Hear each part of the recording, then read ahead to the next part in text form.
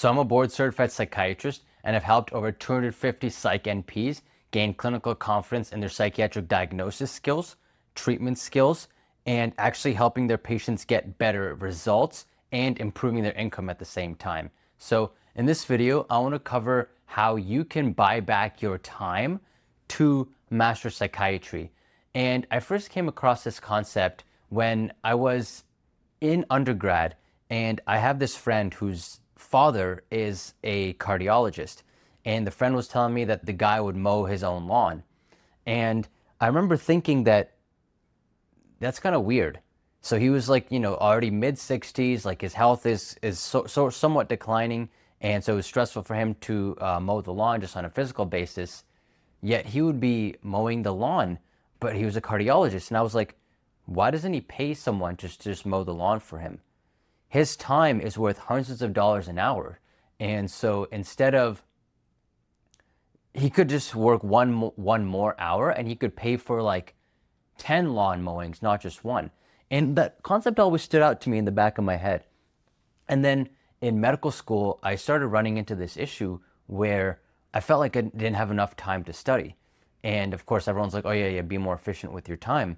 And then I started auditing my time and I saw that, wow, I spend all this time grocery shopping, cooking, cleaning, doing laundry.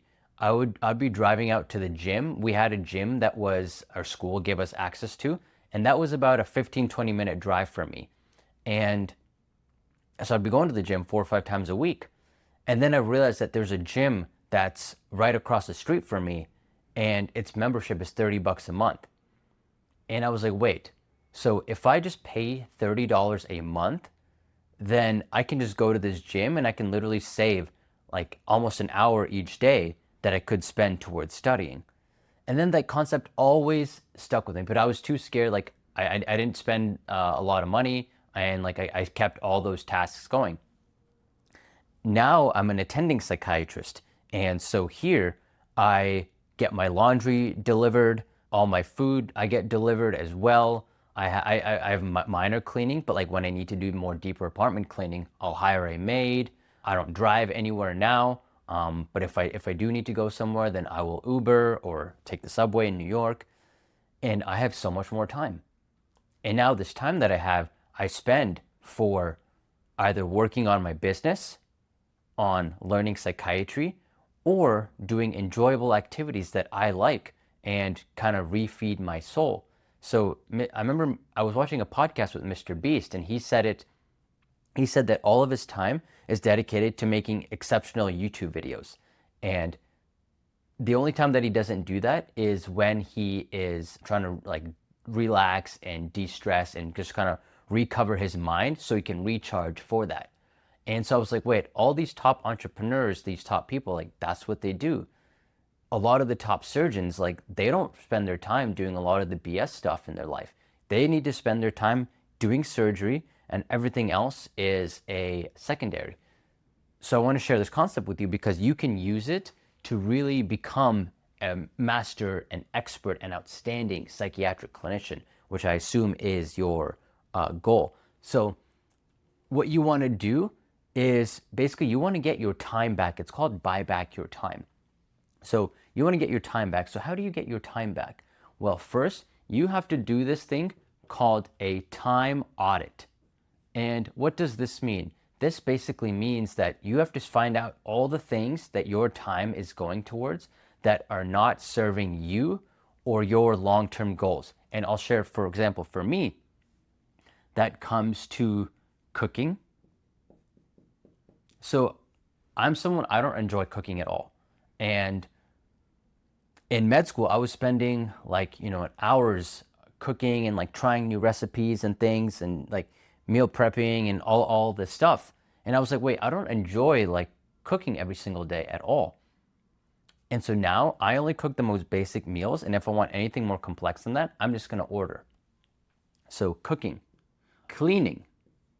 I'm pretty clean for the most part, but if I need to do any kind of deeper cleaning, I hire a maid.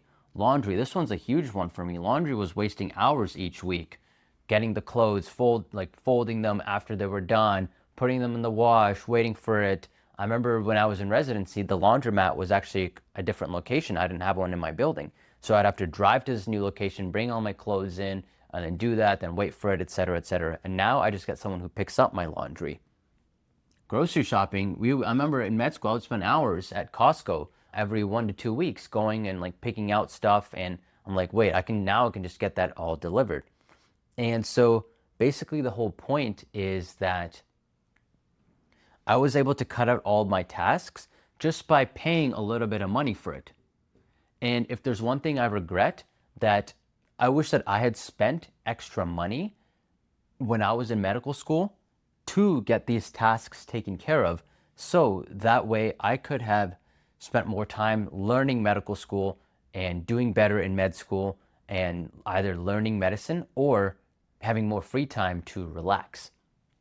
And so I would advise you to see where your time is going. Are you spending time doing tasks you don't want to? So if there's something that you want to do, for example, you enjoy cooking. One of my buddies in med school, he loves cooking.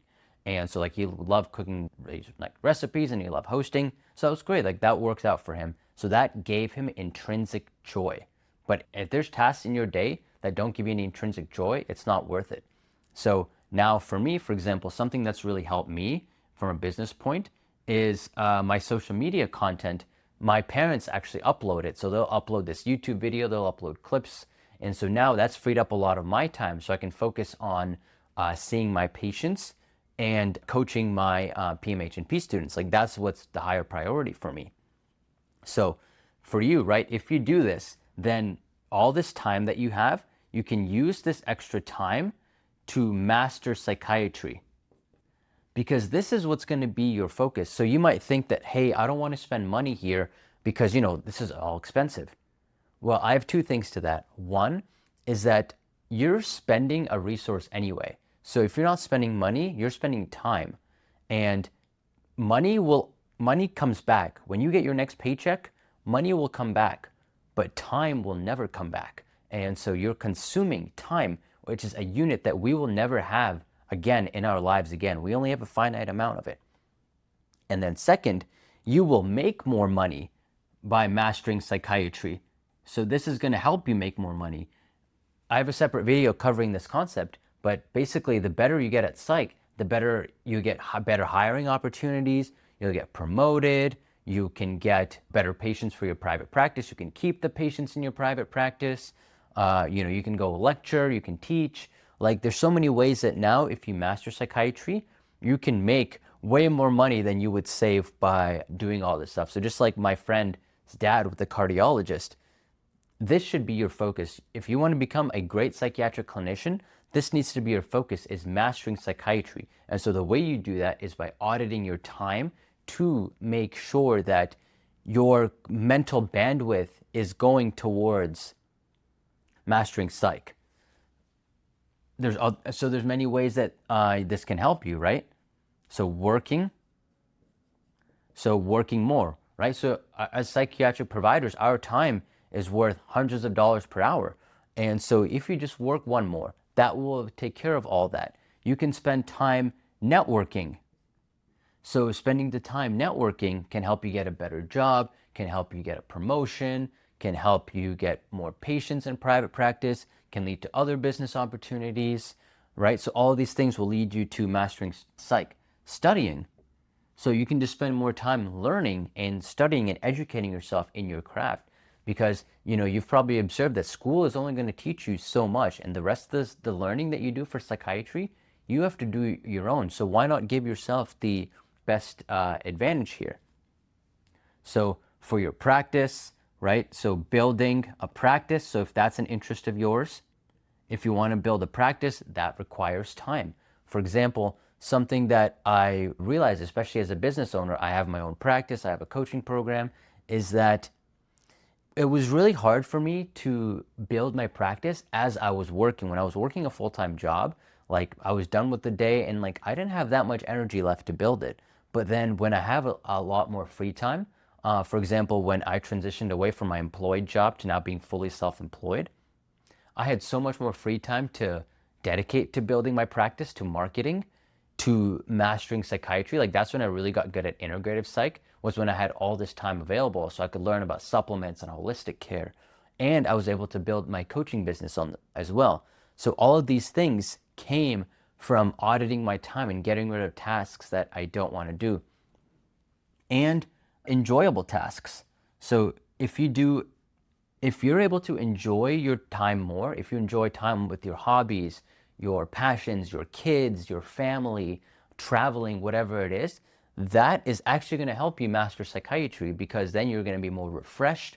You're going to be more happy with your day to day. Things are going to be more fun. And that ultimately is going to lead you to making more money anyway, which will overcome the money that you spend on all these other stuff. So that's why I really want you to think like this and change your mindset around this. So this is something that I tell my parents all the time. I'm like, it's not worth your time to be driving out to Meijer and buying groceries, or, spending hours doing laundry, or like driving out to the extra. I remember one time my dad drove out to this extra gas station because he wanted to save like a couple dollars. We were on vacation, and turns out that that gas station was closed anyway.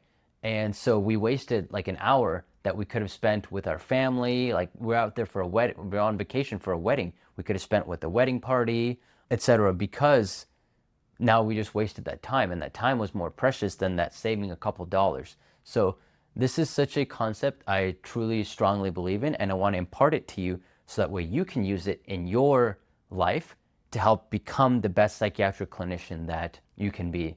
So yeah, leave a comment down below how, if you've ever practiced this concept, or how you will buy back your time. If you want to learn more real life psychiatry, I recommend checking out our PMHNP program, and I will see you in the next video.